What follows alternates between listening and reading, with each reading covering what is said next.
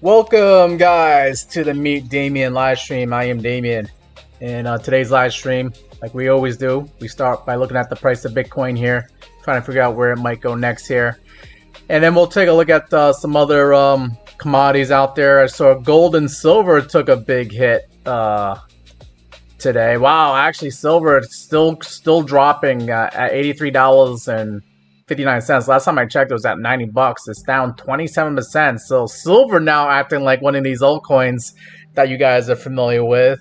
And the price of gold is also down 9%. And the markets are on the verge of collapsing here. We already seen Bitcoin and crypto take a hit. Who's next? I mean, I think stock market took a hit yesterday? And, markets are on the edge with the government shutdown looming and then a possible strike on Iran maybe this weekend, the way things are building up over in the Middle East with the tensions over there and the military assets that are getting sent over there. This could rock the markets this weekend if we actually get a military strike. Similar to what we saw, let me just zoom back out here. Similar to what, I mean, last time the United States actually struck Iran was like June 22nd, I believe. And I'm just zooming back to Bitcoin price right now. But we saw, in the days leading up to the United States striking Iran in June of 2025, before June 22nd here, which is when they actually struck. It was on a Sunday. We saw red day here on Thursday, a red day here on Friday, then red Saturday, red Sunday, okay, for the price of Bitcoin dropping down, where it started, it started off like on Monday at like $109,000, but then on Sunday, later on that week, we got as low as like $98,000 here on Bitcoin. Are we going to see something similar to that? Is this what we're seeing here with the price of Bitcoin dropping the last couple of days here? Where, Bitcoin got up as high as, $90,400 on Wednesday here. Then took a nasty sell-off here on Thursday, getting as low as like 83K here. And then here we are dropping down here on Friday to like as low as like 81K here. Going past some points here that I've marked on the charts. We've seen, I've said that if we can't hold $84,500 Bitcoin here, which I thought would hold yesterday, then maybe we could see 81,860. And this 81,860 number isn't a number that I just pulled out of my ass, right? I actually was able to figure this out by putting on this VRVP indicator here, and we did have a high volume node here sitting at 81,800. If I zoom out some more, I think you'll see it more pronounced here. Let it readjust itself. But yeah, there's a value area low, this white line here at like 81,600. Maybe I put a little bit above it, but I marked on the chart like 81,800 or 600 is a zone where Bitcoin could get some reaction here, and it sure enough, last night I think things were getting bleak out there for Bitcoin, and we came down to this $81,800 area. We actually came a little bit further down here on Coinbase Exchange to $81,000, but it was an idea that I was thinking about where, you know, Bitcoin could drop down to that price level there based off the VRVP data that I have, you know, using this VRVP indicator off to the right where you got the buys and sells. You can kind of see this VRP indicator, but you got the buys and sells. The buys are the green, the red is the sell, or the magenta is the sells, and it tells you, you know, where the majority of people were buying and selling Bitcoin.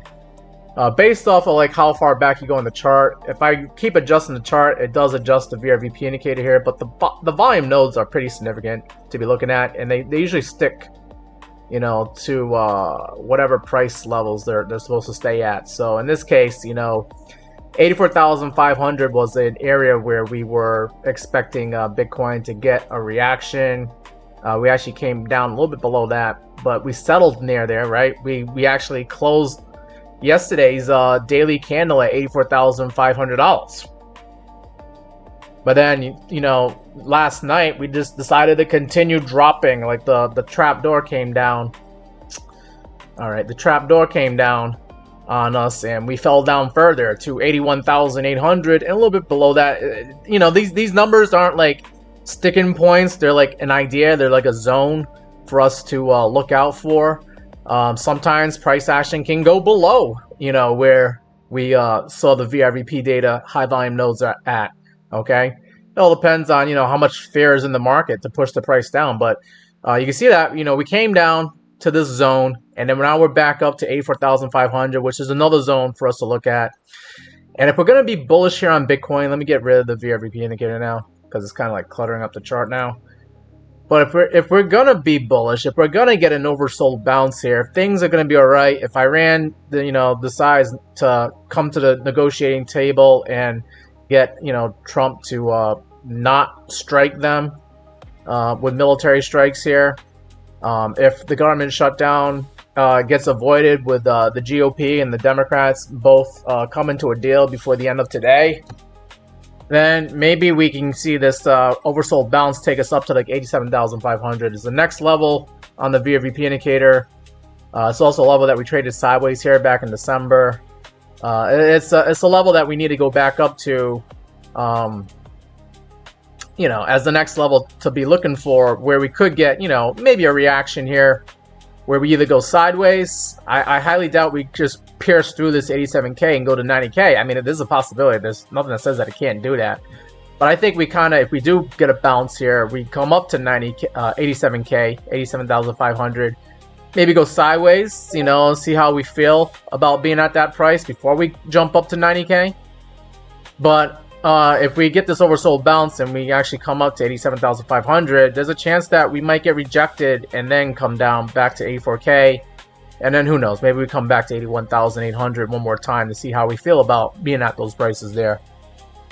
But anyways, let me get into the chat here, see what you guys have to say. I see that we have Lorene in the chat here on YouTube. Good to see you, Lorene. You say you're going in and out of coverage here. If you can look at gold and silver, what do you think it will do next? We'll watch back. All right. Yep. Just reading your comment there, Lorene. We'll take a look at gold and silver probably after we look at the price of Bitcoin here. And thank you, Lorene. I see you're also on TikTok as well, liking the live here. Appreciate that. Lorene says that there's a scammer in the Discord pretending to be me. Actually talking in the group pretending to be me. What? All right. I'm going to have to fix that. Let me see if I can go on the Discord right now. Let's see if I can find this guy here. Another fake Damien, another person trying to pretend to be me here on Discord. Okay. What? What the hell is this guy?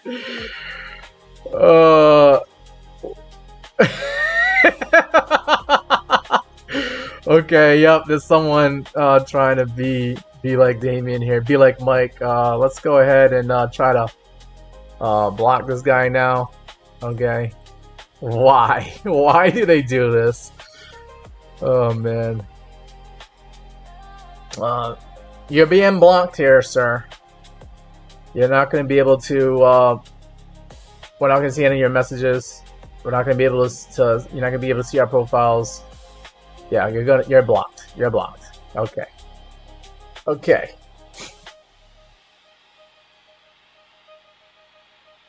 All right. Let me just say, thanks for letting me know.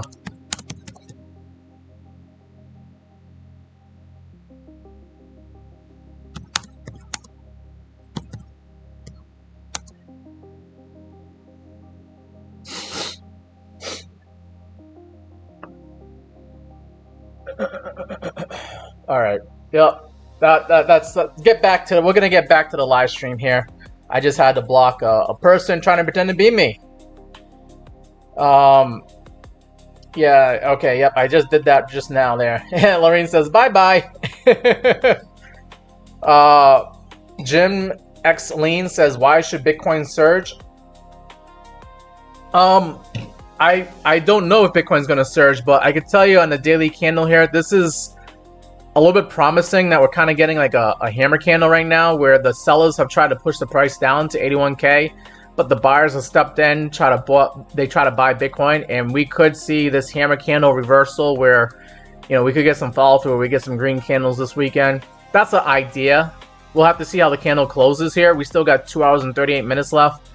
But if Bitcoin is going to push up, you know, to higher prices here and get back to like basically at the same price that it started off today at, if it's going to end, you know, in the next 2 hours at the same price of 84,500, then we'll probably see, you know, this push up to higher prices. And, you know, the price of Bitcoin is trying to figure out, you know, are we going to get a government shutdown? Because the government shutdown not really good for the economy and for everybody out there, right? We all seen what happened in October, November of last year. And then also if Iran strikes happen, then, you know, we could see Iran disrupting oil going out of the Middle East and attacking United States military bases. And that's just not good either for the markets initially. So, you know, if it seems as though that's not going to happen, then, you know, the price of Bitcoin might actually go up this weekend. Let's look at the 1 hour chart here for Bitcoin to try and see like what might happen next. This is like my day trading time frame that I like to get started on here with the price of Bitcoin, or any asset for that matter. I like looking at the 1 hour time frame for the day trades because it lets me know what could happen in the next later on today and going into tomorrow on the 1 hour chart. And we do have here on the MACD, we do see that we had a MACD crossover here on 3 o'clock in the morning Eastern time here. That was showing that the price of Bitcoin actually did want to go up, not down. Okay. And we had some green buying pressure candles show up after that MACD crossover on the 1 hour time frame. So we're just trying to see if, you know, are we going to continue seeing buying pressure going up to higher prices here? Because if we do, then if we get another solid green candle going into next hour, then that probably means Bitcoin wants to go up, not down. Okay. But if we see a light green candle show up by the end of this hour and going into the next hour, then we'll see light green, light green, light green. And then the buying pressure is dying down, and that probably means that Bitcoin wants to go down, not up. We've seen, you know, like kind of like similar here where buying pressure dies down here. Okay. So that's why I see here on the MACD is there's a possibility that Bitcoin might still want to go up. And you can see that right now. I mean, I think I started the channel and I started the live stream and Bitcoin's at 84K and now it's at 84,300. So we actually went up like $300 here since I've been live streaming for like the last 20 minutes here. Okay. And then here on the 1 hour time frame, you see money flow is actually, it was in the negative last night. And then it started going positive here around 9-10 a.m. Eastern time. Wall Street did not sell off on us because that was what they could have done to us. But money flow actually went into Bitcoin this morning and this afternoon. So it's not completely dark and bleak yet for Bitcoin, at least not right now. Okay, this could change. We could see money flow start decreasing. We could see this green, you know, area start curving down and go back to red again. We could see the momentum start flipping. We could see a red sell dot show up on the 1 hour time frame. If that happens, then it probably means that we are going to go down, not up. But you can see that the last dot that we got was a green buy dot here at 5 a.m. Eastern time this morning. And money flow has been going into Bitcoin for today. Now, you know, this could be, you know, a oversold bounce, and then maybe we get oversold again later on this week. That's why we got to take a look at the charts every day. I usually go live streaming Monday through Friday, 4 p.m. to 6 p.m. Eastern time, and that's why I like to check on the charts to figure out what the price of Bitcoin might do next here, especially going into, you know, the nighttime hours and maybe see what it might do in the next morning. So that's why I look at these MACD indicators to give me the momentum, like what is the direction of the market. And right now the direction is it kind of does want to go up. But let's look at the smaller time frames. We're going to go into the 15-minute time frame here to figure out, you know, are we actually going to go up tonight or are we going to start coming down? All right, because we're now zooming in like with a microscope, trying to zoom in on the price of Bitcoin here. And on the 15-minute time frame, before I look at the momentum indicators, but on the 15-minute time frame, we had come up and butt our heads up against this 100-day moving average, this blue line here. I should say the 100 moving average, because we're on the 15-minute time frame. But the 100 moving average on the 15-minute time frame has acted as resistance, and we know that 84,500 is a problem area for Bitcoin. If we're able to push past this 84,500 area on the 15-minute time frame, there is a red line here that could knock us down. If Bitcoin gets up to 85,200, we could get knocked down from the 200 moving average on the 15-minute time frame. So if Bitcoin's going to continue being bullish, if we're going to get this oversold bounce, the bulls are going to come in and push us up to higher prices. I would expect, you know, the bulls to start taking profit when they see this 200 moving average at 85,200. Okay, that might happen later on tonight. Okay, and then that might be the top for tonight for Bitcoin. Okay, however, we're kind of like at an area where we're having a little bit of a disagreement between the bulls and the bears. The bulls want to push us past this 100 moving average, but the bears are like, nope, 84,500, significant area of resistance. And also, you have a 100 moving average on the 15-minute time frame. The bears are trying to push the price down here and prevent the bulls from going up to higher prices here. Okay. If the bears end up winning this argument here, then we could come down to this 50 moving average on the 15-minute time frame, sitting at 83K. And I think, you know, maybe some of the bulls might start giving up, but some of the bulls might actually start trying to put their bids in at 83K, thinking that we're going to go to 85K, you know, for the day traders out there. So right now there's an argument and a disagreement at 84K. There'll be more of an argument at 84,500. There'll be even more of an argument at $85,000 here for Bitcoin. So I think that's what we're seeing here with Bitcoin. It's going to be tough for Bitcoin to get past 85,200 because of this 200 moving average. This red line on the 15-minute time frame. Okay, but let's see. Do we have the momentum? Are the bulls going to push us up to higher prices right now, later on tonight? And we do have on the MACD that buying pressure was, you know, strong. It was strong earlier this afternoon. We got a MACD crossover to the upside, a little bit of a push up to 84K here. However, buying pressure is dying down. But you can see, you know, that the buying pressure. Look at this. In the last 15 minutes, buying pressure just came up here. This was like right when I started the live stream. We had a green candle just show up, you know, a darker green candle show up versus all these light green candles, showing that buying pressure could still be pushing us up to high prices. So the bulls are still fighting to push the price of Bitcoin higher, from what I'm seeing here. Okay, they're a little bit stubborn. They're not actually trying to give up just yet. Okay, on the price of Bitcoin going higher here. But yeah, that's the MACD from what I'm seeing from the 15-minute time frame. And then here on the market cipher B, we got money flows in the green, and you actually got a green buy dot that came in just when I started this this live stream at 4 p.m. Eastern time. We got a green buy dot on the 15-minute time frame showing that maybe the bulls are going to push up to higher prices. Now I actually put in a short at 84,400 here, because I don't know. I want to make sure I get in. I'm not sure if we're actually going to go up to 84,500, but 84,400. I did put a short on WEEX exchange here. Let's see how that, if I actually got filled on that. Yeah, it looks like I did. Okay, so if I just click on the positions here and this thing load up. So I got in on a short at 84,400. My stop loss, if I can pull up here, 84,800. That I usually do my stop losses really tight, about $400 or $500 from the entry price. And I'm trying to take profit at 8,600 if I can. If I do that, then I should be able to make about 230 bucks here and be up about 180% on this short. That's if we go down there or not. I'll probably take profit before we even hit that area, but it's an idea. And then my stop loss, if I do get stopped out here, I'll lose about $24 and be down about 18% using this 40x leverage short here on the WEEX exchange, on WEEX cryptocurrency exchange here. So that's what I'm in. I'm in a short on Bitcoin right now. I might get stopped out, and if I do get stopped out, I'll try to re-enter maybe again at 85K for a short. But I just don't know how sustainable price action is for us to push up to higher prices here, especially if we are worried about Iran getting attacked by the United States. That could happen this weekend. They usually like to do those military operations during the weekends when the market is not open, when the stock market is not open, because they don't want the stock market to take a vicious dump while people are trading and investing. So they usually do these military strikes on a Saturday or a Sunday night, and they do it at nighttime because, you know, cover of darkness makes it easier for them to stay hidden while they're doing their thing.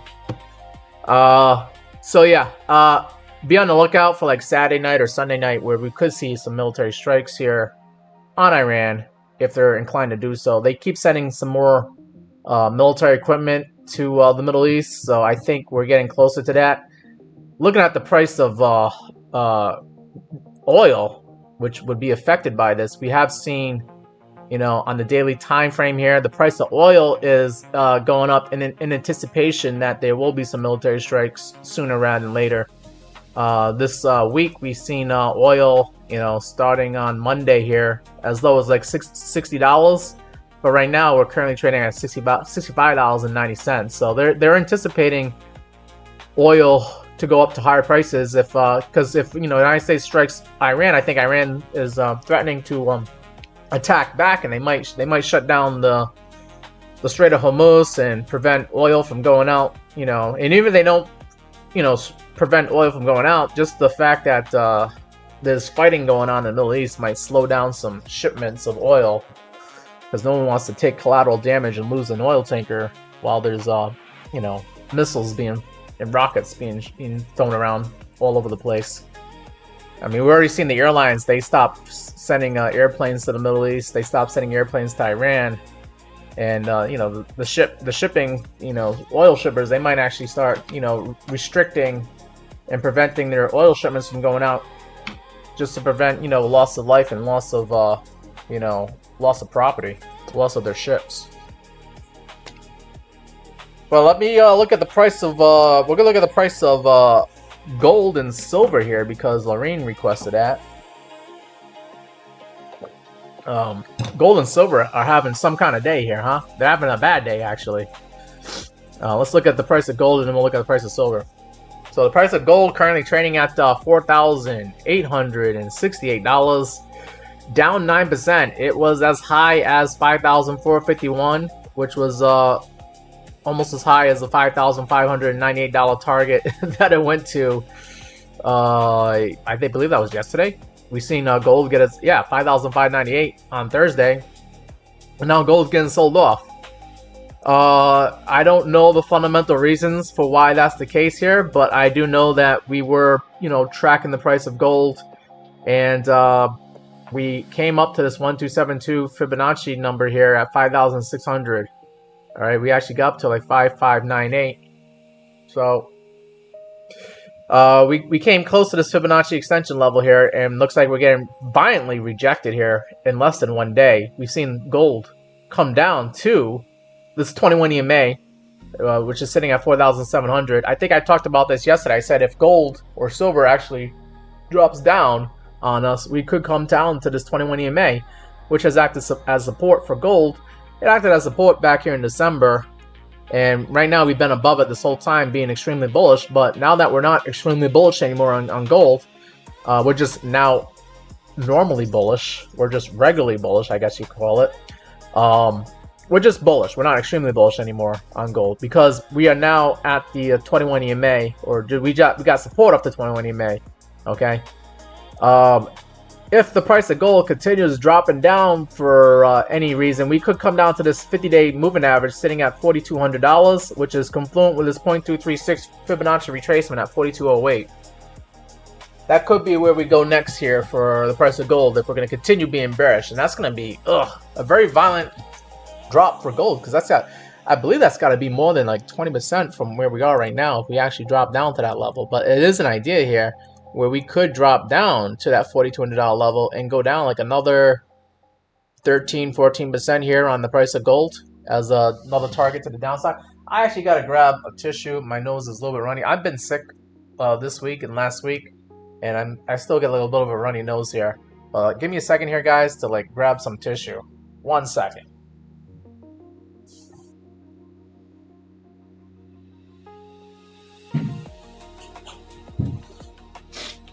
All right, I'm back with you guys. Yeah, so the price of gold could come down to that $4,200 target. That's an idea here. There are some other Fibonacci levels here, but I don't know. I don't see any on moving averages adding confluence. I think it's very important to see that the 21 EMA was sitting at 47.35, and also that golden pocket was at 47.50. So that's why we came down here. We already got the golden pocket retracement. We could come down just a little bit further and hit that 45.83 level here, but I don't see any moving averages that support that level there for confluence. But 45.83 is kind of confluence with some sideways trading action here back in the middle of January. So maybe we come down to this level, try to see if that's going to hold. Okay. But I do see this 50-day moving average below us at 42.08. And also this Fibonacci level at the 0.236 Fibonacci level at 42.08. So I think that's where we could come down if we're going to continue bleeding off here on the price of gold. All right. But if this is just another, pullback on gold and then we just push up to higher prices, this could be a buying opportunity for gold, right? Where we could see gold get back up to higher prices. And we got a 1618 saying that gold was on its way to $6,100 here had it not been for this little violent drop that we got. So I guess this trend line that we were, thinking that we were in has been violated. And we'll see if we can get back up to this trend line and get back up to like $5,000 gold or 5,200. But let's see, do we have the momentum to do that here with gold? On the daily time frame, the MACD is showing the blue line curving down. That's the beginning and the warning sign that we could see a sell-off here. Well, we already did have a sell-off, but that is showing up here on the MACD now on the daily time frame for gold. And then you can see that the buying pressure was strong up until today. And then today we got that light green candle here saying that buying pressure not as strong as it was yesterday. That's for damn sure. Down 9% today. Alright, so MACD is saying that there could be some problems here. Money flow, or I should say the market cipher B indicator, is showing that a money flow is dropping down here. This green area was green, and it's been green for like the longest time here, ever since like November of last year. But money flow now dropping down significantly. And you got a red sell dot here. I mean, could this have been the highs for gold? Are we not going to see $6,000 gold? Are we actually seeing the beginning of the end for gold? I don't know. But this could be the beginning of the end. Alright?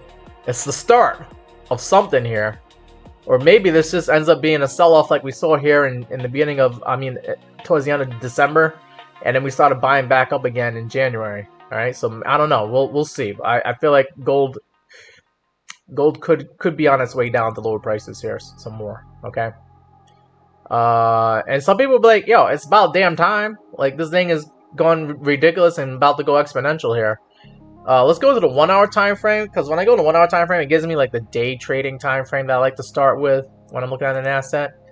And we can see that on the 1 hour time frame, we had the MACD crossover to the downside, showing that gold was ready to start going down yesterday around Thursday at 2 a.m. Eastern time. Selling pressure got significant, and then we had the selling pressure start to die off here, but then it started coming back in again around Thursday night here. Okay.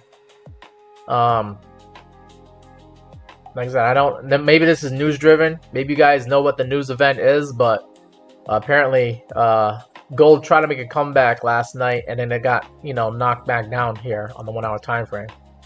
Right? If I could show that to you.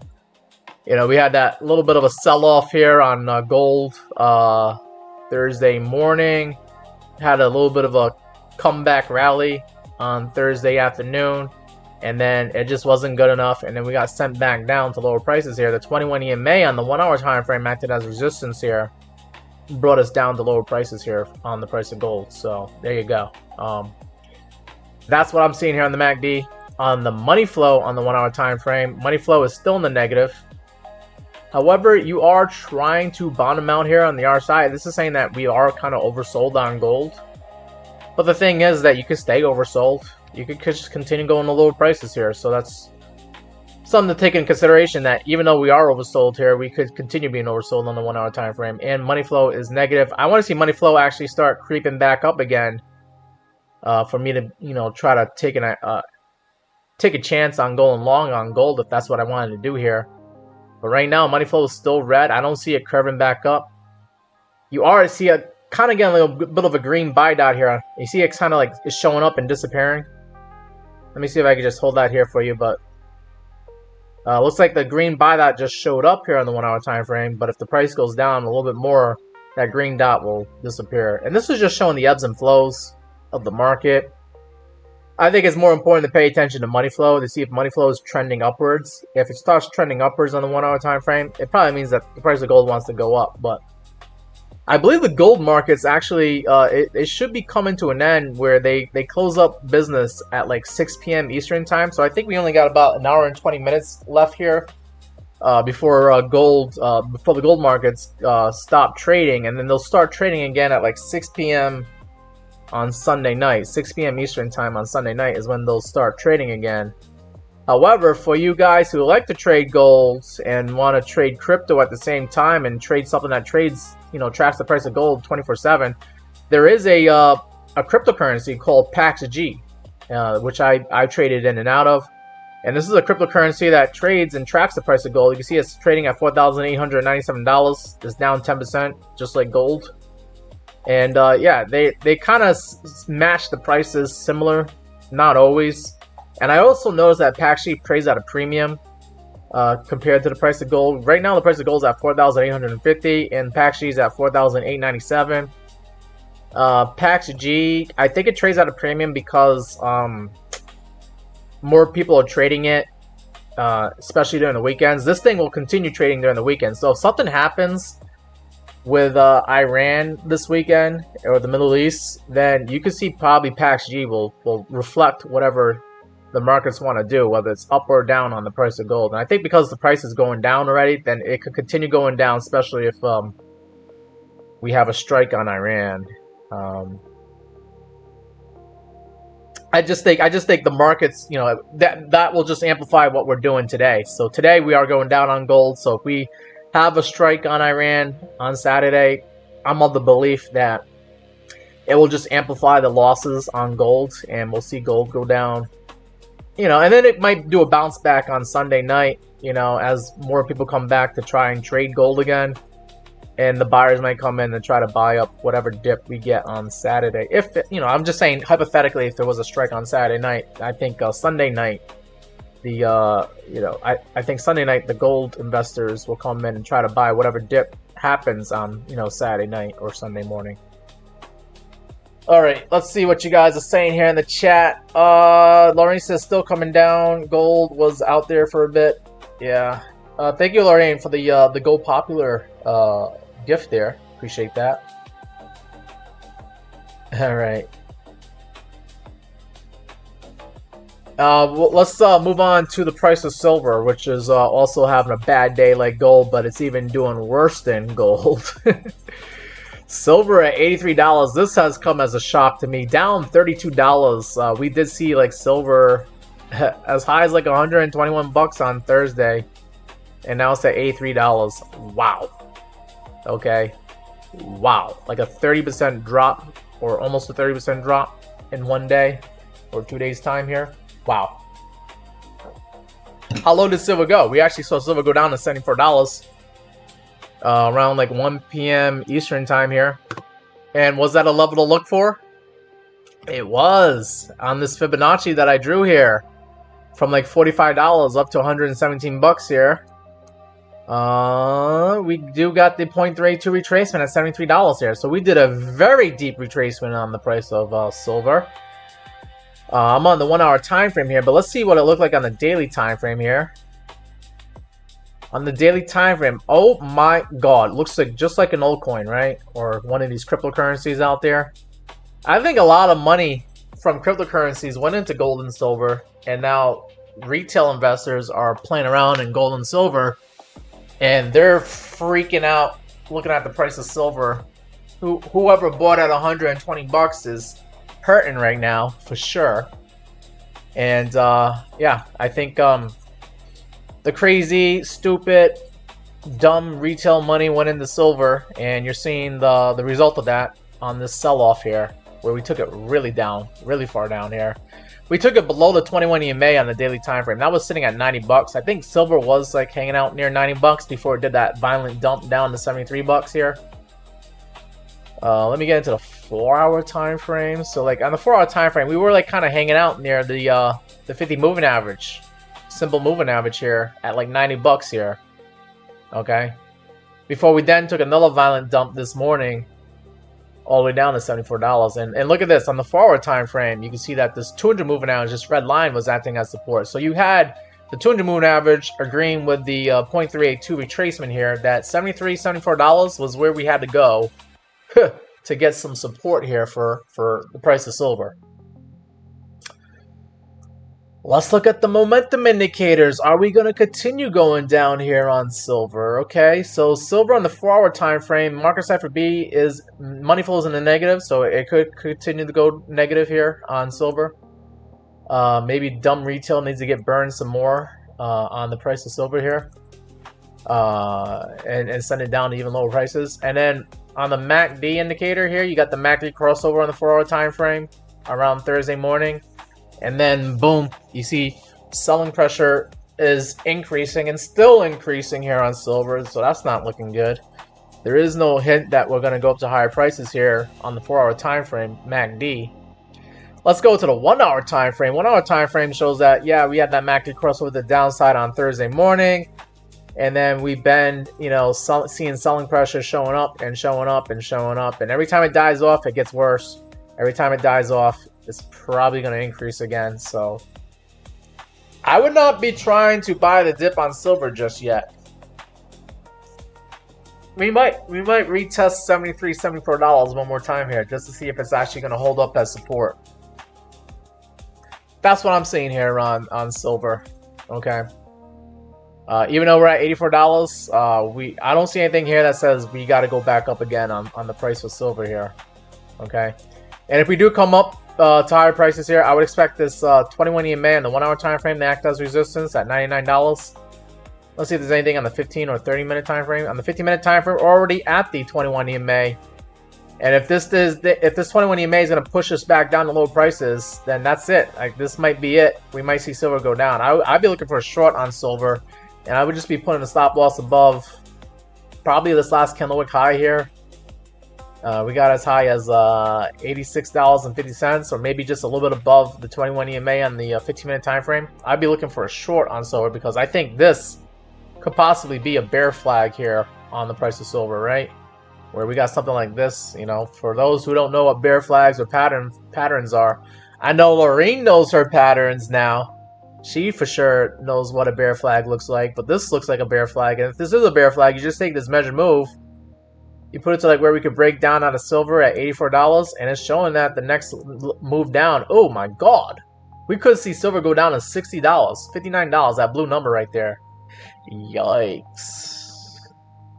Ouch. Is that a possibility? Let me go back into the daily time frame here.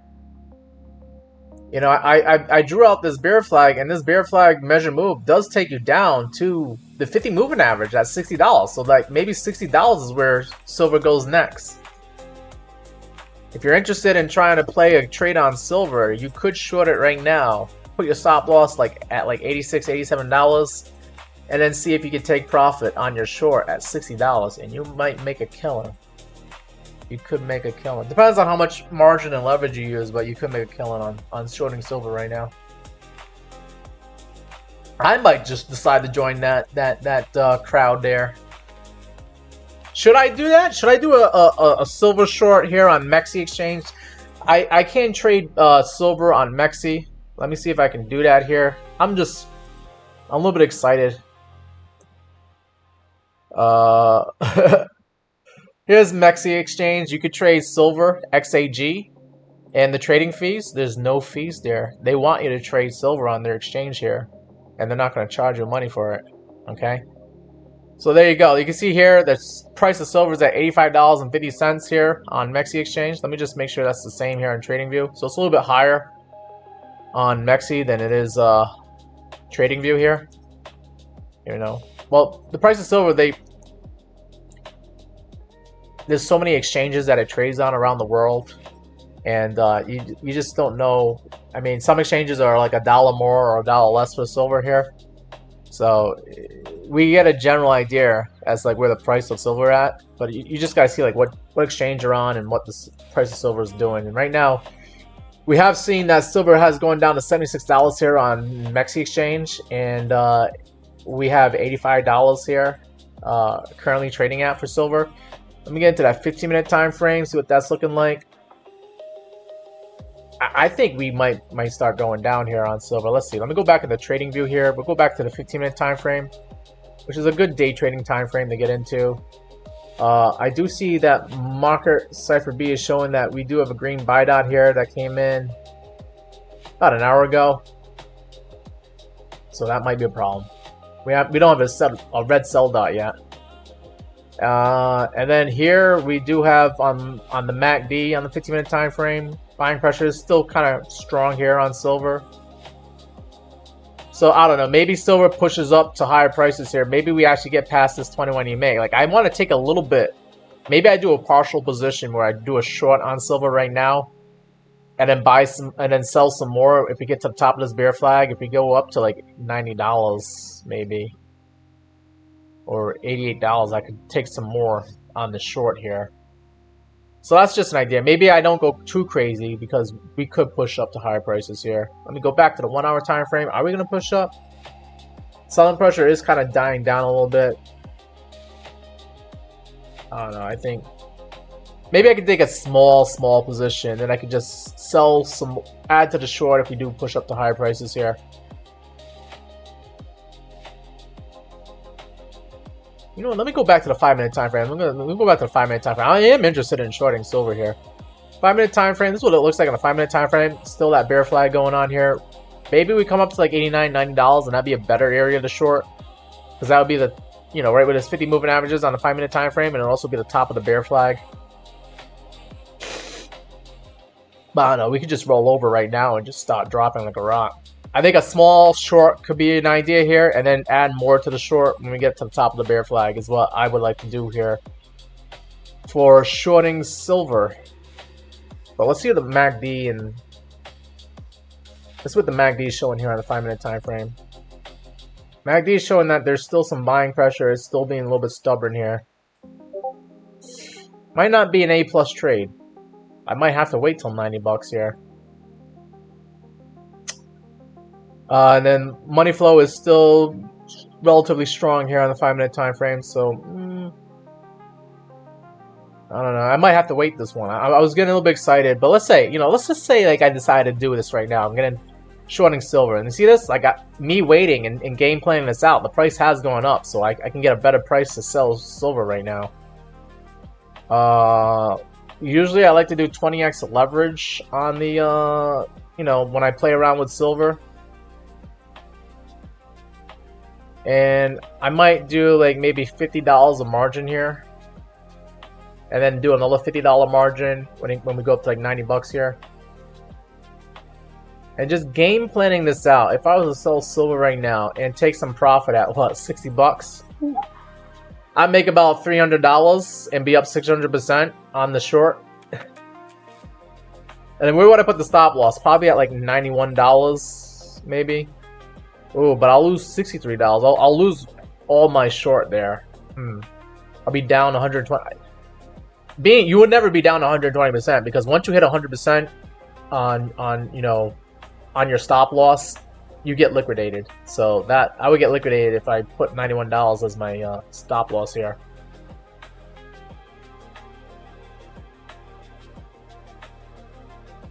Lorraine says she wouldn't touch it. It's been jumpy all day. Yeah, you know, that's probably it. You know, you might be right about that. Maybe I might have to do a little bit less leverage on this because I don't like losing more than $60. I don't want to lose more than $20 on any trade here, so I might have to dial down the leverage here, probably to like maybe like 5x leverage or 10x. Let's see if I did 10x leverage. I'll lose $30 if we go up to $91, but I'll make $150 if we do go to $60 here. And let's see, you know, if I was to, you know, if we was to short, you know, silver right now and actually take it down to $76 here, which is what we did on MEXC exchange. Let me just make it like 76.60. I'll make it like 56 bucks. I don't know. The risk reward ratio is not that good. Let me get back onto the charts here on TradingView to try to game plan this out. So let me get into the 1 hour time frame. Actually, we'll do the 4 hour time frame.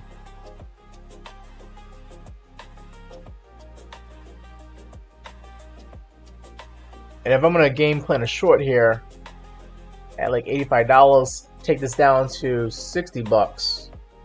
That'd be another 28% drop for silver. And I'm gonna put the stop loss at like $91 roughly. I'll be risking 6% to try and get 28%. Risk reward ratio is 4.2. And with $50 of margin, yeah, I don't know. Let's see. It'd be probably better for me to wait until we get to the top of this bear flag here, right? We get to the 1 hour time frame. If we get to the top of this bear flag and I short silver at $90 or maybe even like $89, somewhere around there, the stop loss at like maybe like $93. The risk reward ratio is like 6.5, even better. And then the target, you know, I'll make like 31%, and I'll be risking 4.8% to try and get that 31%, 32%. That's a better area to short silver. So maybe I just go back in it. Since I'm not in a rush, I am in other trades. I'm trading. You already saw me. I got into a short on Bitcoin, right, on WEEX exchange at 84,400.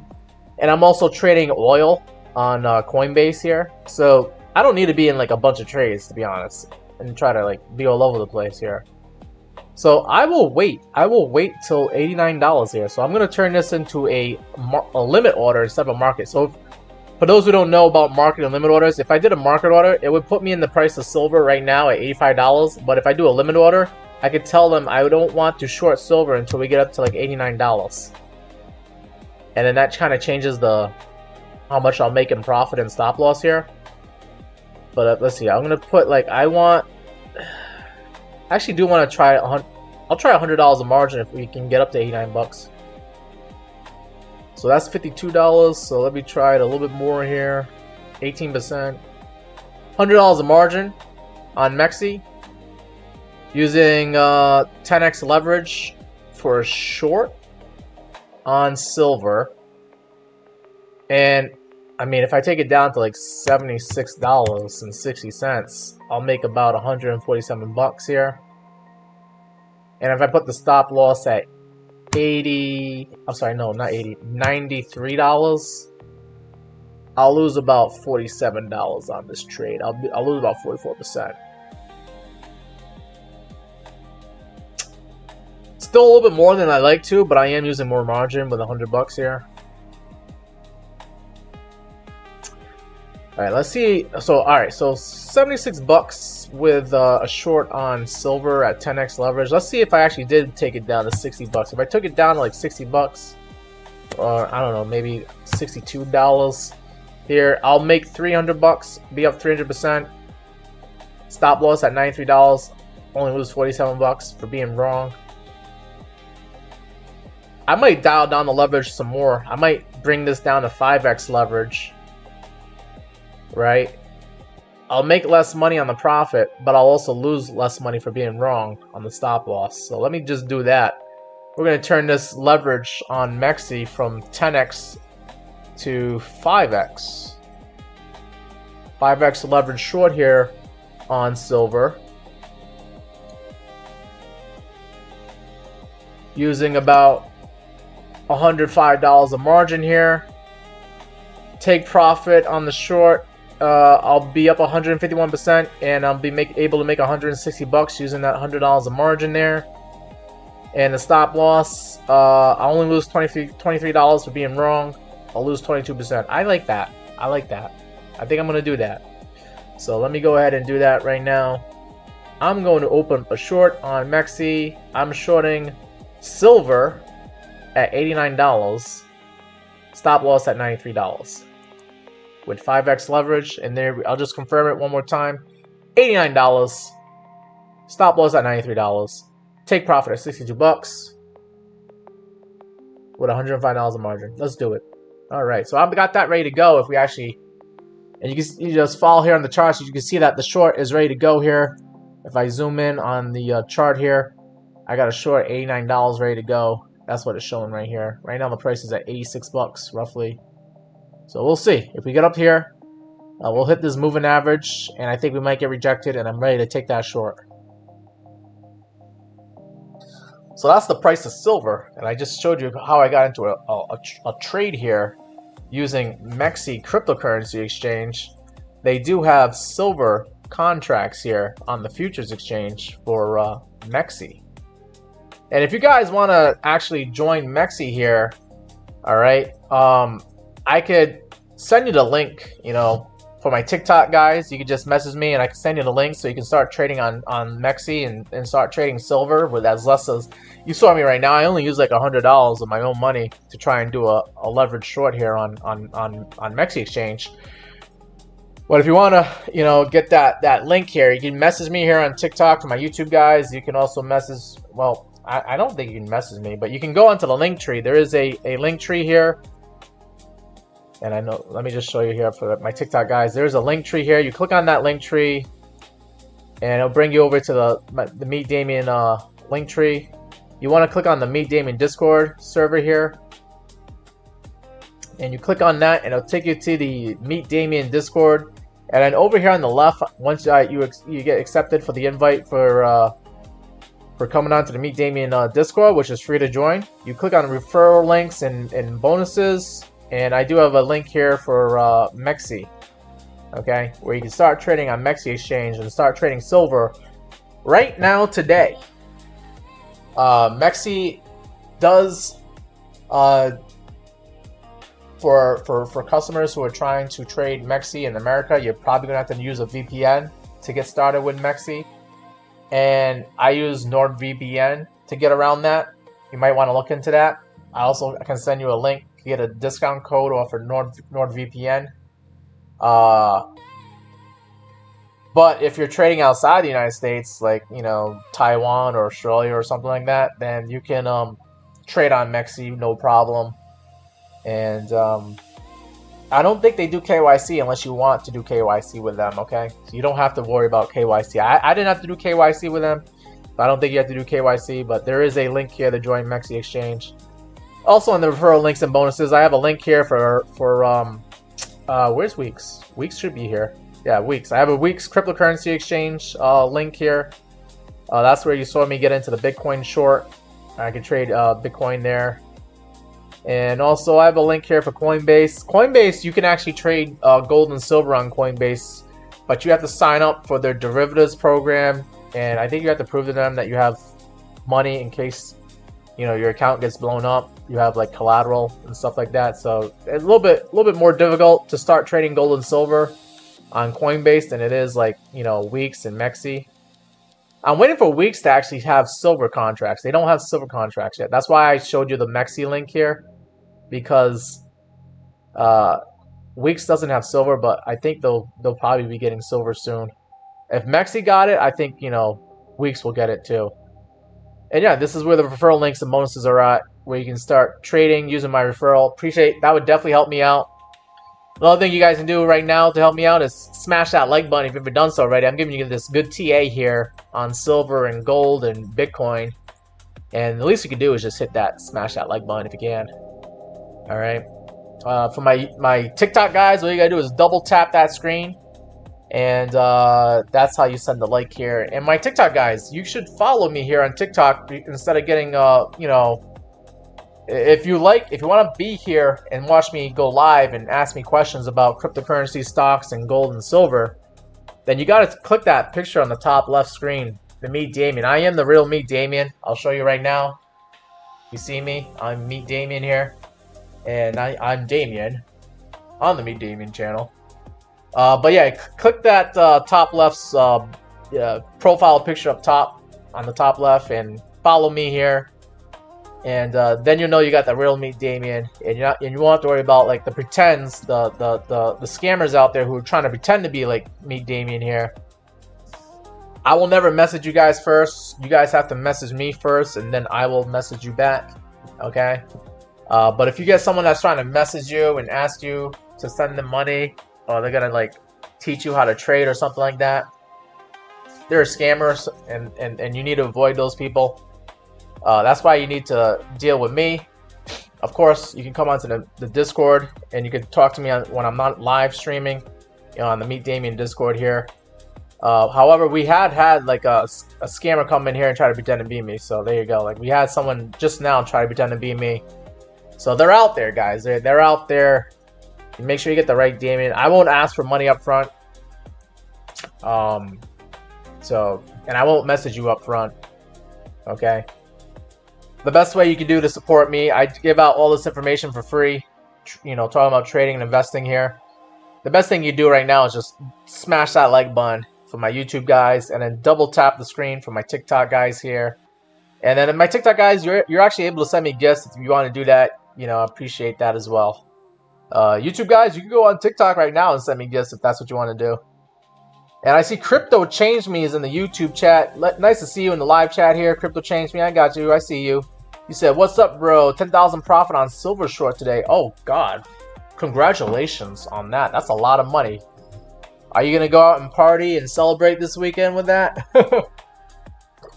Are you gonna try to reinvest it, or I don't know? You tell me. What do you plan on doing? That's a pretty good deal, man. I'm glad to hear that. I'm happy for you. There was a lot of money to be made shorting silver right now. Shorting silver today. And I'm just trying to see if we get pushed up into this bear flag on silver, I want to try to short at like 89 or 90 bucks here as an idea. All right. So let's look at some other assets here. Cryptocurrencies. We usually talk about cryptocurrencies. Cryptocurrencies, again, their butts handed to them today. It's been a bad week for crypto. Unfortunately, since Bitcoin decided to drop down close to 80K here. Let's see what Dash is doing. Dash is down 6%. I'm ready to take requests here. If you guys have any coins you want me to talk about, stocks. We already talked about oil, silver, and gold. We talked about Bitcoin.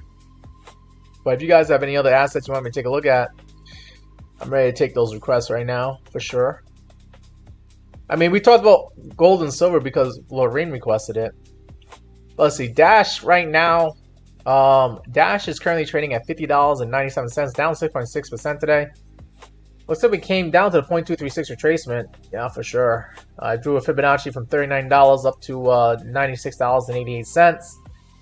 And the 0.236 retracement was hanging out at $53, and we are below that right now. We're at $51 right now. Looks like Dash could get some support off the 100 moving average, sitting at $48.64. You would think that the 0.226 retracement would act as support here, but it's not. We could come down to $48.60 here on Dash. Let's see. Today we got as low as $49.50, so I think we got a little bit front run here on the 100 moving average. But if we're going to continue being bearish here in cryptocurrencies, I would expect the 100 moving average to try to initially act as support, and if it doesn't, then we could probably drop down all the way to this 200 moving average sitting at $42.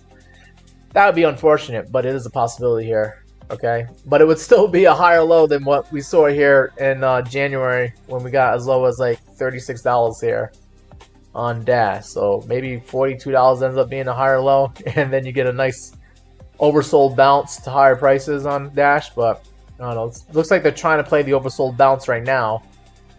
And if we get the oversold bounce right now, then upside target would be at least this 50 moving average sitting at $57.69. I don't know if you can see that number, but you can see that green number here. 57.69 is where we could go up to if Dash is going to catch some bids here. Yeah, let's see. Yeah, I think the moving averages are going to dictate how far we go down and how far we go up here on Dash for now. Let me throw in the VRVP indicator, see what that has to say here for levels to look for. Dash is currently below the value area on its chart right now. the value area, you got the value area high, that white line, value area low, this other white line. This is the value area, anything in between the value area high and value area low. And you're below that, so you're actually considered undervalued and oversold in this area on Dash. Doesn't mean that we can't just continue being oversold, but if you wanted to take a long, that's an idea here, where you probably take a long, put your stop loss below the 100 moving average here at $48. And then maybe try to take that long up to the 50 moving average at $57. But then also you could probably take the long up to this value area low sitting at $61.60, which is, oh my god, it's like right on the button of this 0.382 retracement at $61.50. So I think $61.50 is where Dash could climb up to if we're going to be bullish here. You got the value area low sitting there. You got the 0.32 retracement sitting there. And you also got the 21 EMA at like $63. So $61, $63 is probably an area where you should take profit on Dash, whether you're leverage day trading it or if you're just in your spot bags on it. That's another area where it might make sense to like take profit on Dash. Let's see. Crypto Change Me says you're going to use their $10,000 profits in silver that you shorted today. You're going to use that to long Uniswap one more time. Huh. Okay. And then Mar says, what do you need to trade in the US? What are we talking about here, Mar? I'm trying to respond to your comment here. Are you talking about trading on MEXC exchange or trading on WEEX? I like trading on WEEX because you don't need a VPN. But on MEXC, you do need a VPN if you're trading in the United States. So, and in a VPN, you get it really cheap. You can get it on, like NordVPN offers it for like $4 or $5 a month. I can give you a code that could get you, the NordVPN for like $3 a month. So you got to send me a message and I can give you the discount code for NordVPN. And yeah, for sure, definitely sign up using my link for MEXC and WEEX here. I need to add the MEXC link to my link tree. I haven't done that yet. I got the link for WEEX here on the link tree, but I gotta add that MEXC one if I can. But on the link tree, you can see that there's a Meet Damien Discord, which is free to join. There's me, and then I am on YouTube and TikTok. I'm live streaming on both of them, and I also got a Meet Damien Instagram. You can say hello to me there. I got a Meet Damien Twitter. You can say hello to me there. And I got to Meet Damien Facebook, which I think some people are starting to find out, and they're following me there on Facebook. All right, thank you, Ava Medina, for coming into the YouTube chat here and putting out that link for Discord. We're trying to get more people to show up. We actually are building up the community here on the Meet Damien Discord, except for getting rid of these scammers here. But this is what the Meet Damien Discord looks like. I put up, like, when I go live, I put up the link for the YouTube here, and you can watch the replays on YouTube for my TikTok guys here that want to watch the live stream again. And then you also, you can share your thoughts and opinions about crypto, stocks, oil, gold. We talk about it all here. Sharing other interesting YouTube videos here.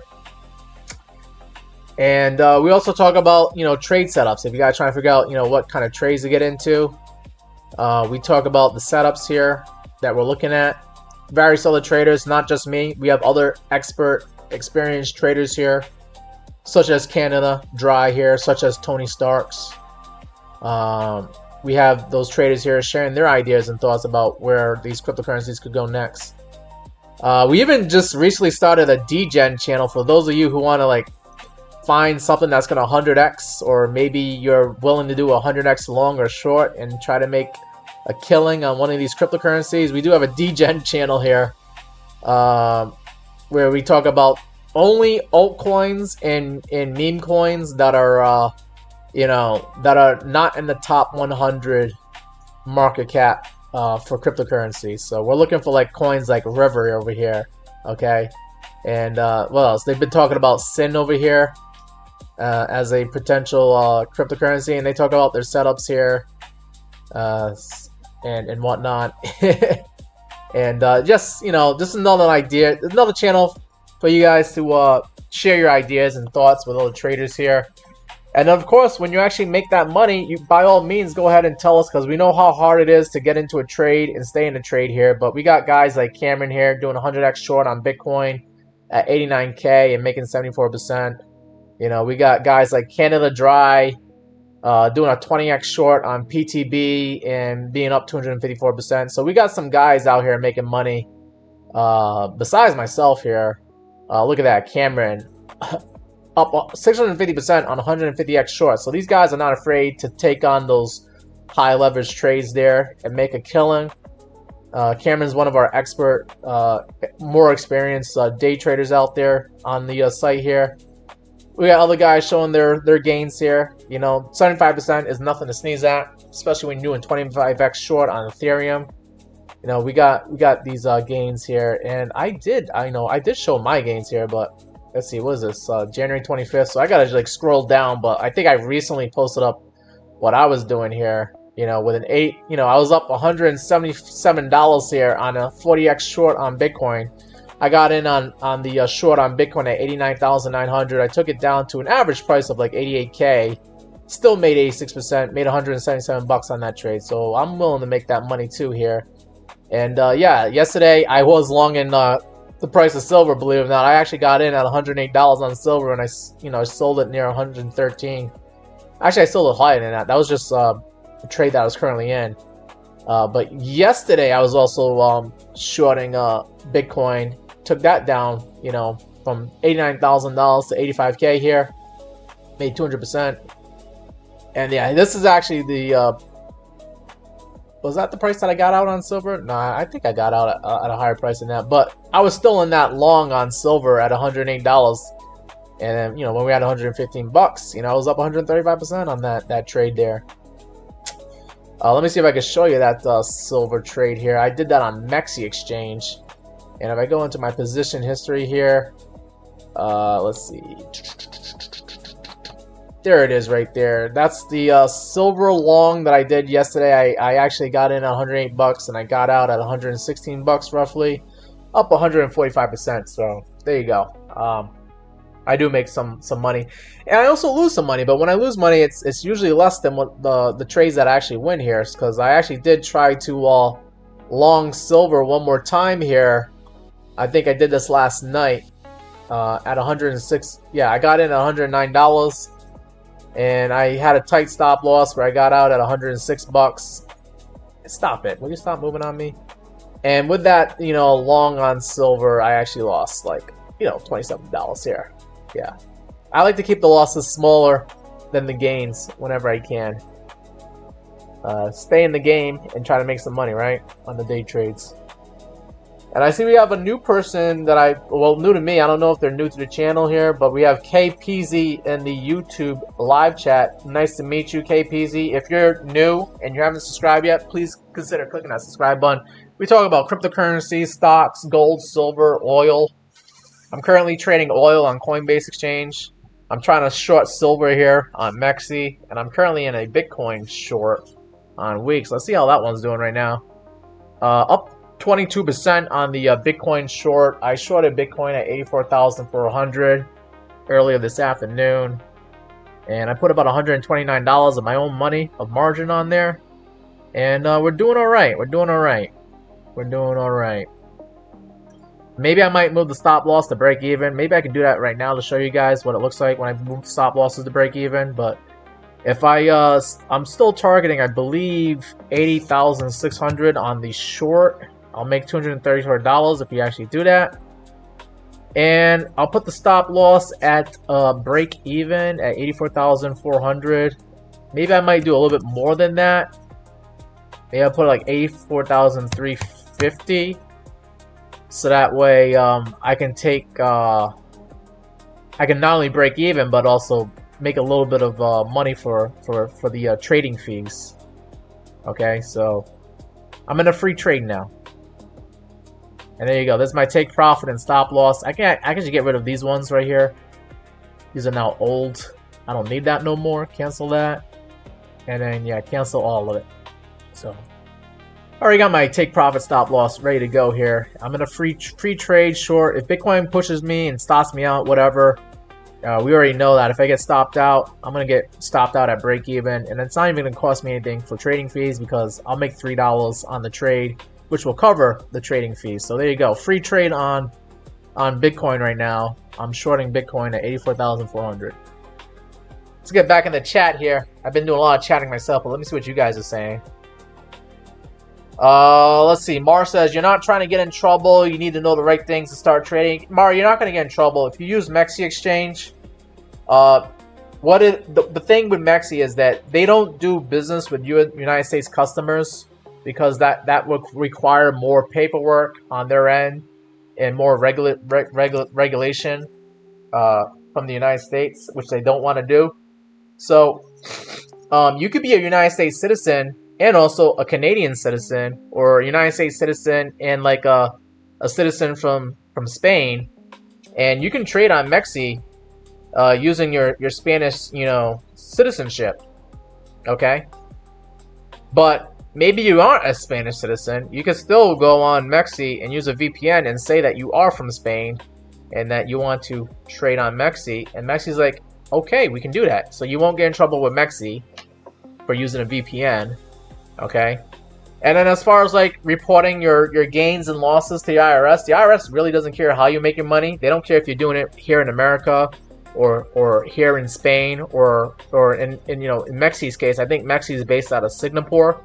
They don't care what exchange you use. You can trade anywhere around the world, but as long as you report your gains and losses to the IRS, they don't give a crap about where you made your money, as long as you're reporting where you made, how much money you made.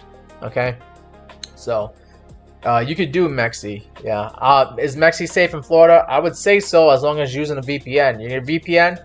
You could probably say that you're from Canada, or you could say you're from Costa Rica, or you could say you're from Colombia or Spain, and you'll be fine.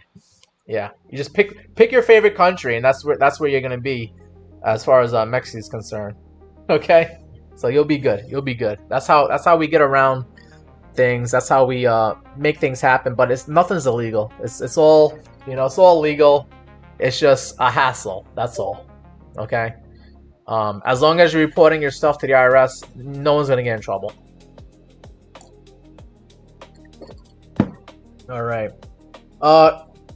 KPZ here says KPAC.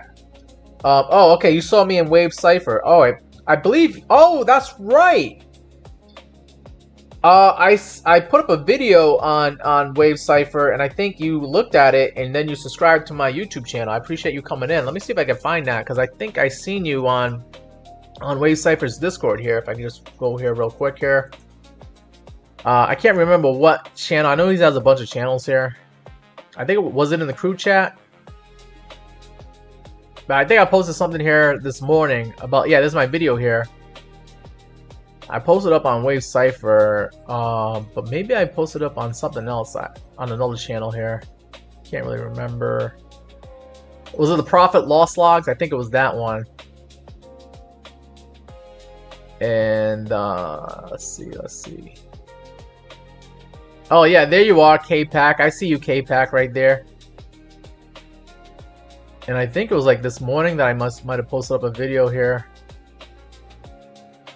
But I remember you, and I'm glad you came in to come join the Meet Damien live stream and community here. I'm working just as hard as Wave Cipher to produce that valuable content about technical analysis here on the Meet Damien community here, so I appreciate that. I can't really find the actual post that I put, but I remember you saying that you were joining the Meet Damien community here, so I appreciate you doing that for sure. We got someone new here from another crypto influencers community, and they decided to come join the Meet Damien community here. Now, I actually, I call myself Meet Damien, right? Because I didn't want to just put myself as just a crypto bro or a cryptocurrency guy. Even though we do talk about cryptocurrencies a lot here. We do talk about other things here. Like in this case, Lorraine was sharing her dog here on Discord, and that's fine. I like seeing that. It's a nice sunset with a dog and stuff like that. But I am Meet Damien. I'm not Crypto Damien. I thought about calling myself Crypto Damien, but I didn't want to just put myself as one category here. Okay. I do appreciate you guys subscribing to the Meet Damien YouTube channel here, and also follow me here on the Meet Damien TikTok. But I do plan on doing some some traveling later on this year, and I'm gonna post up like travel content. So you might see me put up some videos where I go to like, you know, countries like Costa Rica or Panama and show you guys what it's like down there. I plan on doing that in the for the Meet Damien channel here. I've talked about real estate because I'm a landlord, so I've done some real estate videos as well. I am a businessman and a landlord and a day trader, all of that. You know, wearing all these kinds of hats right now. And yeah, best way to describe me is I am a businessman.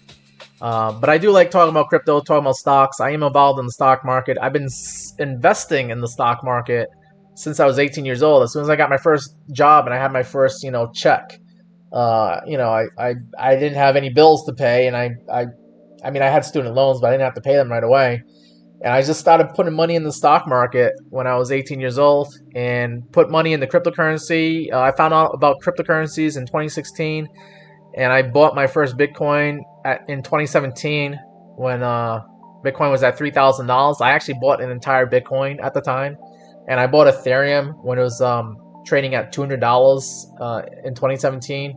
I saw the bear market. I seen the bull market of 2017 when Bitcoin went up to like $19,000 and Ethereum was at $1,400. And I was giving my cousin a high five because he was also invested in Ethereum. And that was probably when you're celebrating at a bar about the price of Ethereum making new all-time highs, you should probably click the sell button. And I didn't. I was new, and I thought Ethereum was going to go to like $3,000 at the time. I thought Bitcoin was on its way to like $40,000, and it didn't. But then, I saw the bear market in 2018, which affected me, but it didn't really affect me too much because I took advantage of it and I bought Ethereum again below $150, and I saw Ethereum go to $80 at one point. And then I bought some more, Bitcoin at the time during 2018 and 2019. And then I was able to benefit during the bull market of 2021. I sold, at the time I had like 22 Ethereums, and I sold Ethereum at like $3,800. Was able to buy my first house, put a down payment on my first house. Had a little bit extra money to go buy some more cryptocurrencies, which, I saw the bear market in 2022.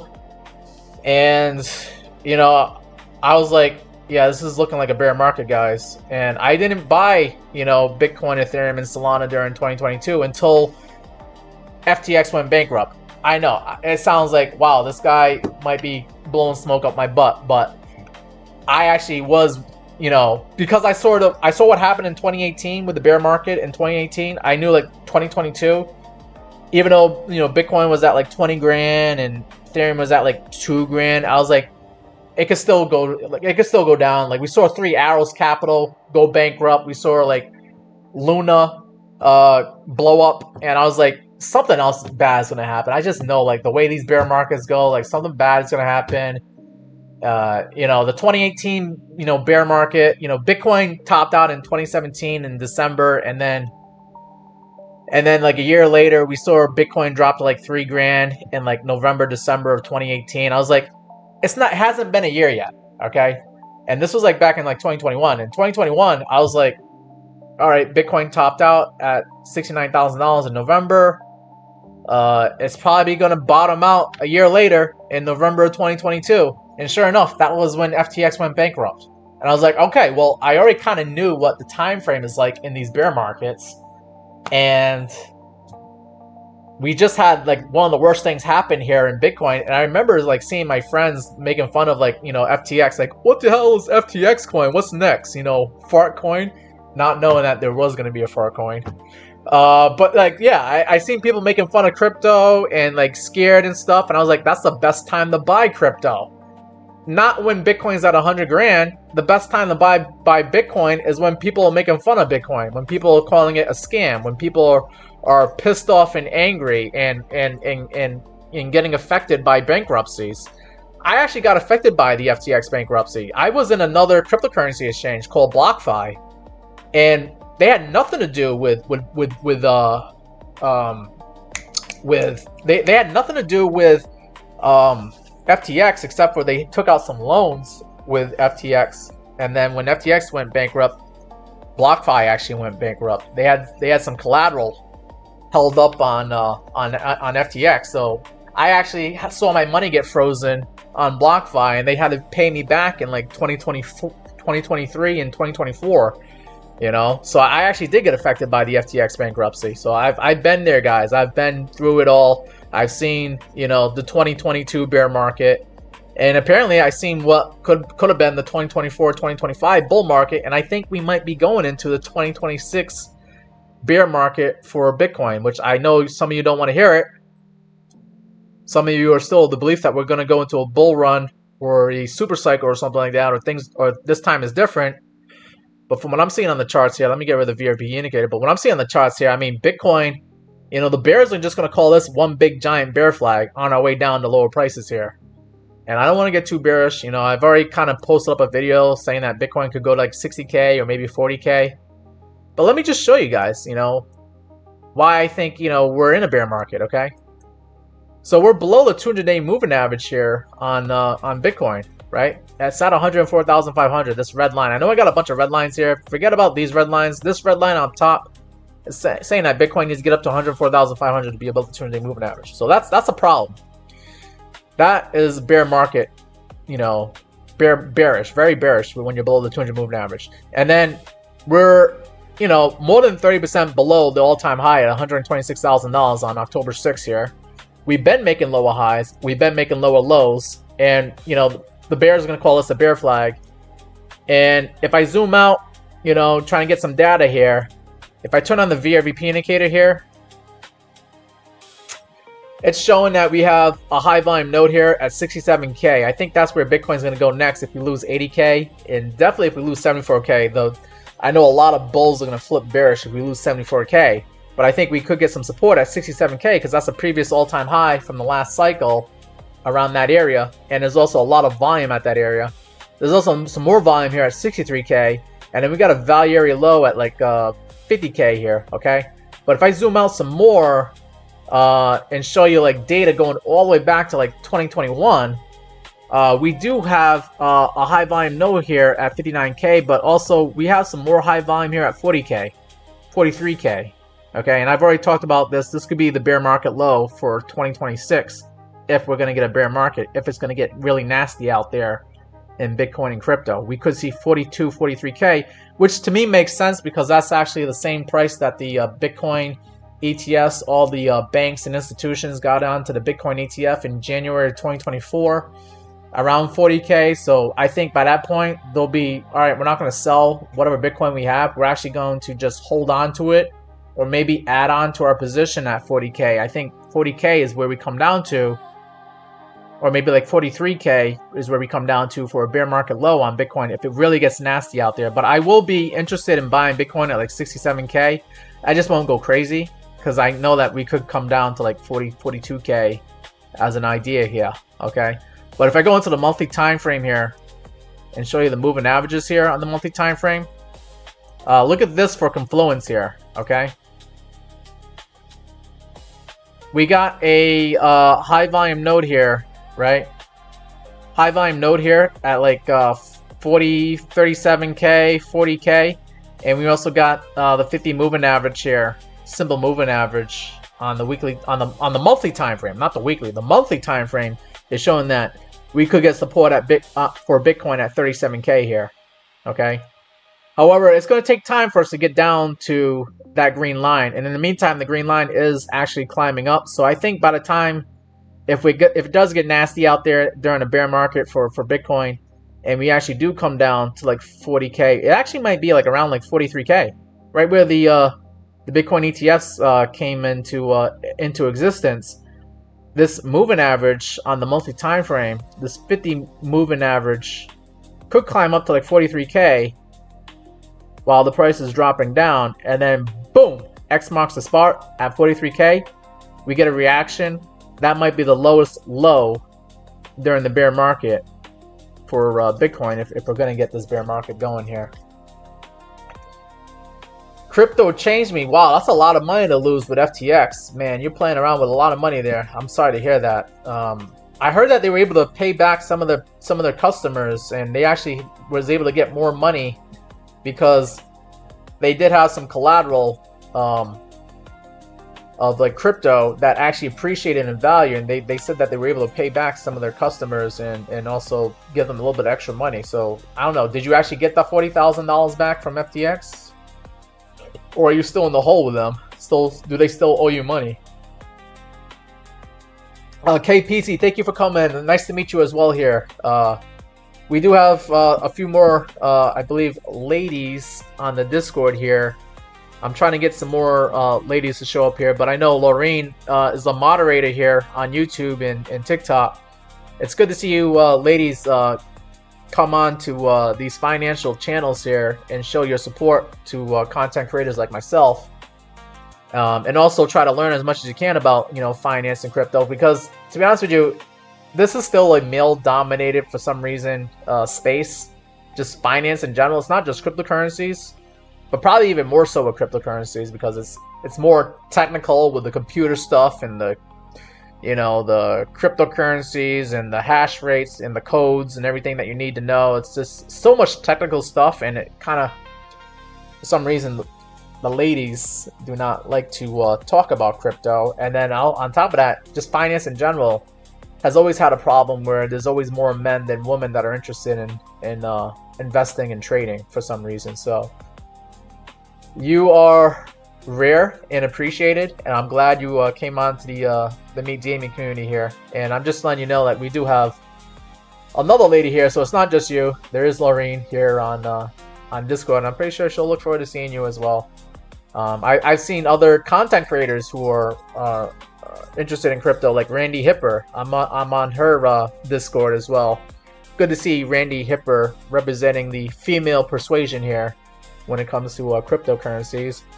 And good to see other content creators. I think like Bullish Babe on TikTok is pretty popular there, and I think she's trying to build up her presence on TikTok as well. I mean, on YouTube as well. So good to see that there's more, you know, females showing up here, because, you know, I get tired of seeing all the guys, you know, making money and also losing money at the same time. I think it's time for the females to start making money and then maybe put us to shame by not losing any of their money.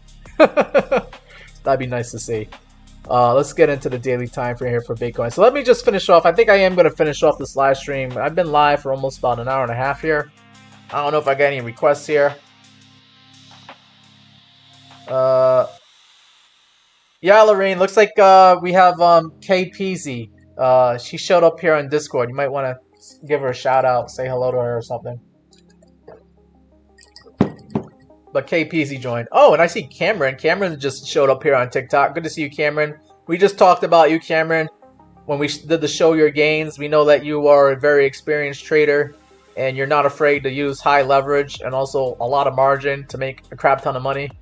So we appreciate you, Cameron, for being here as well on the Meet Damien community here. Let's see, Alva Medina, what'd you just say? Independent and sponsor-free. Support the work by using the links below. Yep, appreciate that. I am not sponsored by anybody, but I am affiliated with MEXC and WEEX right now. And I do have a guy here that's interested in letting me use one of his indicators. So if I like his indicators and I show you guys his indicators, I think that there is somebody here that does want me to get you guys to try to use one of his trading indicators here, if possible here. But we'll see. We'll see how things go here. Damn, crypto changed me. You saying that you didn't get any money back from the FTX bankruptcy? I'm sorry to hear that. They made it sound like on the news that they were trying to make amends and get money back to people. But I knew that was a pretty serious and tough bankruptcy, and I was like kind of skeptical that they would get money back to people. But it sounds like they didn't do that for you. So that only confirms what I was already fearing, that FTX wasn't going to be able to get their money back. BlockFi, which was kind of affiliated with FTX, they actually were able to get me my money back. And my cryptocurrencies back, because they didn't have a full-blown bankruptcy like FTX, where their freaking founder stole all the money. but they still were negatively affected. They were able to get back, over time, some of the money, most of the money back, and then over time, the cryptocurrency market did bounce back up, and that kind of helped them. BlockFi was able to give me some of the money back because cryptocurrencies did appreciate in value over that time. There's Cameron saying that Lorraine likes trading with a passion.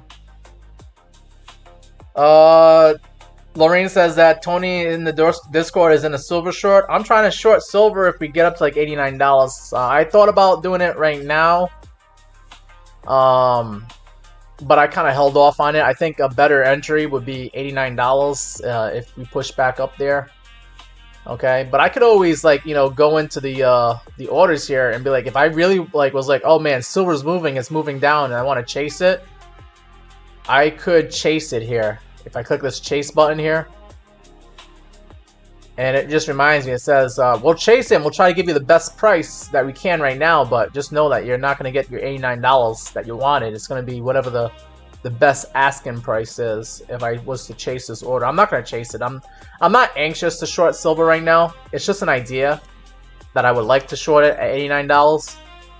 I'll see how things play out later on tonight when I'm not live streaming, and maybe I make the decision to short silver. Especially if we get up to like 87 or 88 bucks, I might, just front run it a little bit and just say, hey, you know what, that's good enough to short it. But yeah, I'm not interested in shorting silver just yet, but I am slightly interested. I think I can get a better price later on tonight. All right. So let me just finish up here on Bitcoin. I am about to close and end this live stream. I will try to go live Monday at 4 p.m. Eastern time. I usually go live for like an hour or two, and I usually go live like Monday through Friday, 4 to 6 p.m. Eastern time is my time slot now. Sunday, I might make MEXC wants me to make a video for them and mention them in the video, so I might make a video and post it up on TikTok and post it up on YouTube, talking about MEXC exchange. So be on the lookout for that. I might do that on Sunday. I know this Sunday I'm actually going to be hanging out with my nephew, cutest little guy. He's 4 years old, and he loves his monster trucks. I bought him a monster truck for Christmas, and we're gonna go see some monster trucks on Sunday with me and my brother and my nephew. We're gonna go see some monster trucks on Sunday, so I'm looking forward to that. But I'm also gonna try to see if I can pump out that video about MEXC exchange when I get back from the monster truck rally. So yeah, you'd be on the lookout for that. That should be showing up. I think I actually made them. I actually went to see monster trucks with my nephew a few months ago. I think back in October, and I posted up those videos here on TikTok. Let me see if I can find that real quick. I also posted up on YouTube. But yeah, this is a monster truck. Look at this. This is a fire truck. Check this out. I'm gonna turn the music off for a second here. But look at this for a monster truck, guys. If I go back to the TikTok here.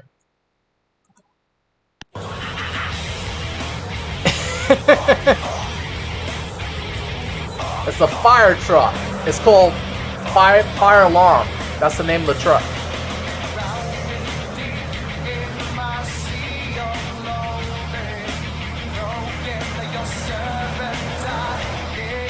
Hell yeah, look at that. Now, I put up some special effects on this video. Like, they didn't have this lighting, and they obviously didn't have the music, but I added that to this video here.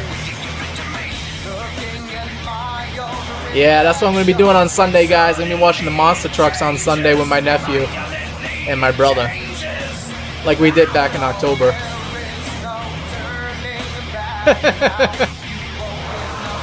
Demon in me. Down with the sickness. Yeah, that's what I'm going to be doing on Sunday there, guys.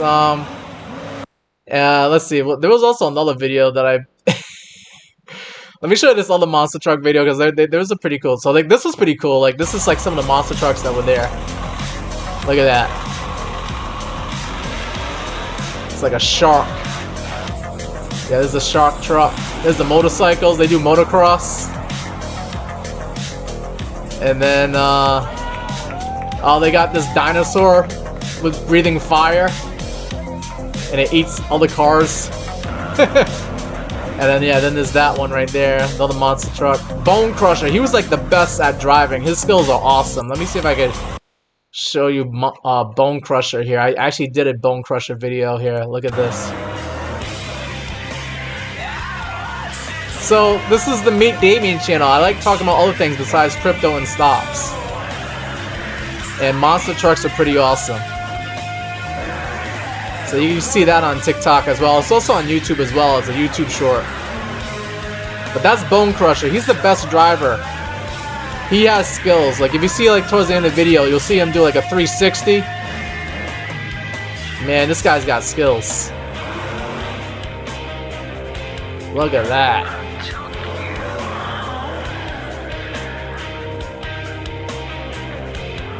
Alright, this is when he does the 360s, I think. Look at this guy. Look at these skills. Look at those skills.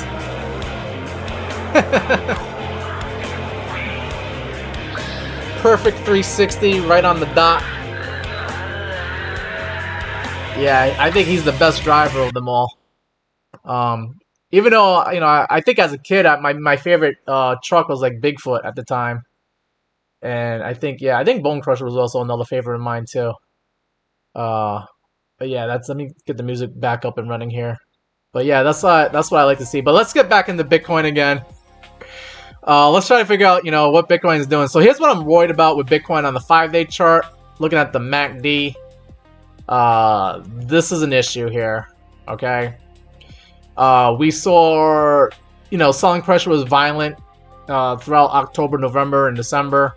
Then selling pressure died off in December, going into January. We had a little bit of a relief rally with the buying pressure, but the buying pressure is just not as strong as it was back here in April and May of last year, okay? So that's why we're kind of like not able to get back up to like $100K, $1,000 Bitcoin, okay? And right now we're getting a little bit of selling pressure again, all over again on the 5-day. This is concerning to me, all right? This is kind of like similar to like 2022 bear market, right? 2022 bear market. Bitcoin, right? So selling pressure around November and December of 2021. Then going to January and February of 2022, selling pressure died off. Then they had a little bit of buying pressure, and buying pressure then started dying off, turning into selling pressure again on the 5-day time frame. I feel like we could see some problems here for Bitcoin if we're going to get some more selling pressure here. We're not going to see, you know, $100K, $1,000 Bitcoin. We're probably going to see maybe 80 or 70K all over again, and then maybe even lower than that on the 5-day here is showing us that things might be coming to an end, and we might be going into a bear market here. 3-day chart showing that the selling pressure was a problem in December. Then we got buying pressure showing up in January, but buying pressure is bleeding off and dying off right now, and we might be getting a MACD crossover to the downside. That's not good to see. And then here in the daily time frame, we have MACD crossover to the downside, showed up on January 19th. Selling pressure has been a problem the past couple of weeks. Looks like selling pressure is starting to die off earlier this week, and now selling pressure is building up again on the daily time frame for Bitcoin. So this is leading me to believe that we are more likely to go down to lower prices here on Bitcoin rather than higher prices. Now, are we going to get an oversold bounce here on Bitcoin? Let's go into the 1-hour time frame, see what that's showing here as I finish up. What kind of weekend are we going to have here with Bitcoin? Right now, buying pressure showed up here Friday morning on the 1-hour time frame, okay? MACD crossover to the upside. However, buying pressure is just not getting stronger and stronger.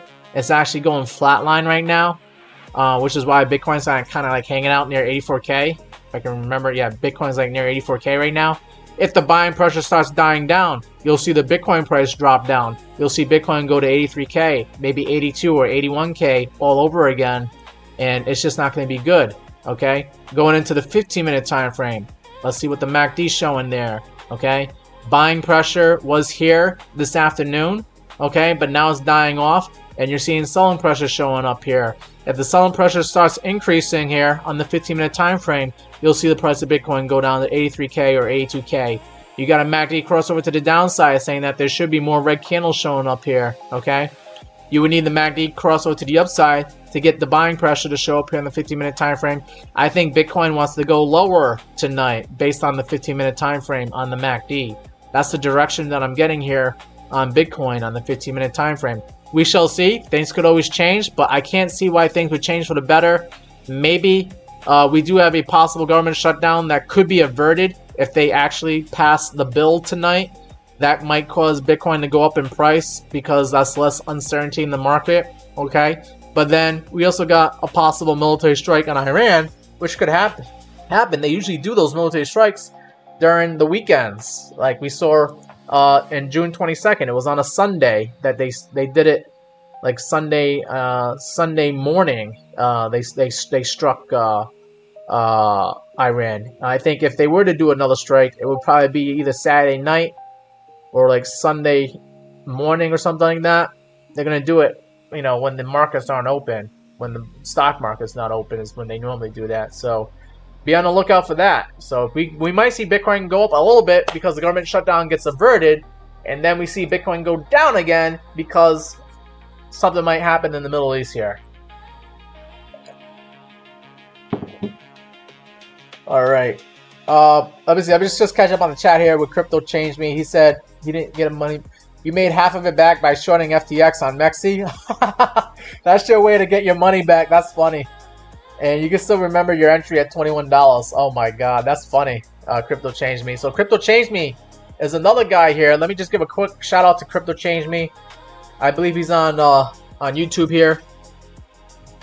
And Crypto Changed Me is another crypto influencer who's been around for a while. He's already experienced the why is it not showing that there? Crypto changed me. Okay. But yeah, Crypto Changed Me is another influencer who's also trying to build up his following, and he's been around in crypto for a while. He saw the FTX bankruptcy. He actually benefited a little bit by shorting it, FTX, but he took a hit because he had money on the exchange. So he's seen the ups and downs in cryptocurrency, and he's also putting up the content out there. You might want to check out his channel. Give him a subscribe here on YouTube. Try to build it. Let's see if we can get up to like at least 1,000 subscribers here. Get this guy monetized here on YouTube here. All right. But yeah, definitely don't forget to subscribe to me if you're watching the YouTube channel here. And follow me here on TikTok if you're new to the Meet Damien community here. And let me just catch up on the chat here for TikTok before I go. And Cameron says, please shut down Trump's government. Oh, man. Yeah, I know Cameron's not a fan of Donald Trump. Let's see. Cameron says Bitcoin is up to no good. Little pumps and dumps. Yeah. It looks like it's going sideways, doing a bear flag, and then it's going to probably dump on us again here for Bitcoin is what I think is going to happen here. But for those who are trying to dollar cost average into Bitcoin, you're going to like that because that means you can get some cheaper Bitcoin in the next few weeks, next few months here.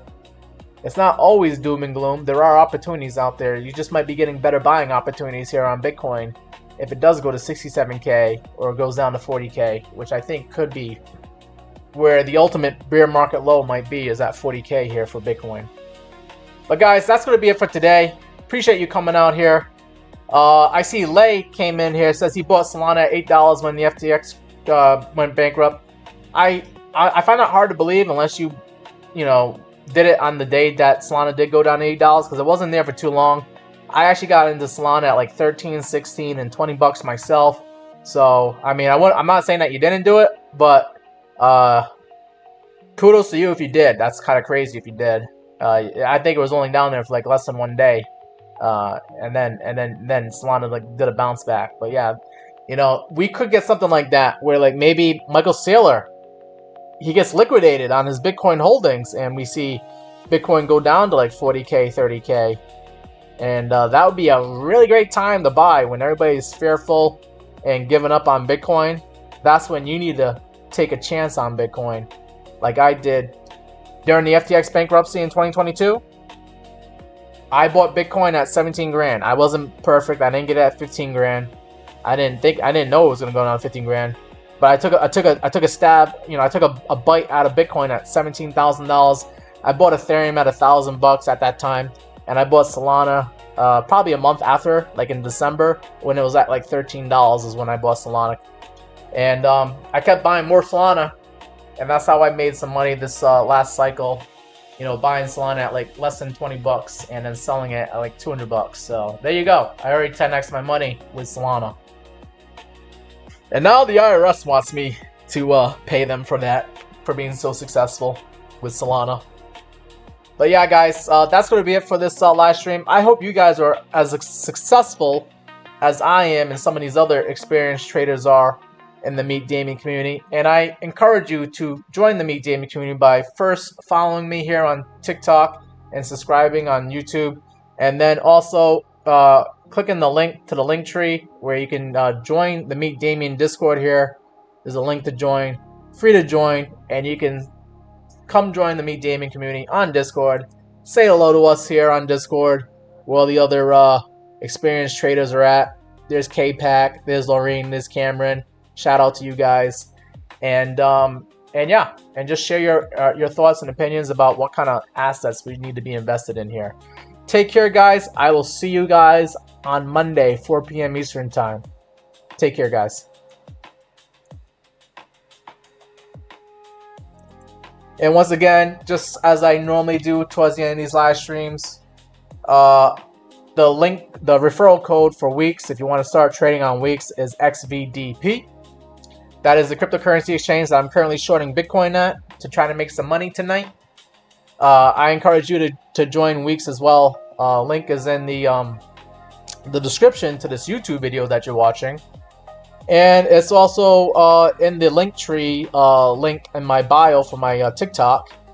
But you can also message me on TikTok to try and get that link to join WEEX, so you can long and short Bitcoin, or you can long and short gold. You can do it all on WEEX exchange. All you gotta do is just get started by clicking on that link and putting in that referral code, and take advantage of the bonuses that they got. They got $30,000 of bonuses on WEEX. And you gotta take advantage of that. Really easy to join. All you need is an email address or a phone number, or you just stick to just using an email address. You don't need a VPN, and you don't have to do KYC unless you want to do KYC. You don't have to do KYC. But yeah, guys, that's my little plug there for our WEEX exchange. Check them out and put in that code there to get started. XVDP referral code. Take care.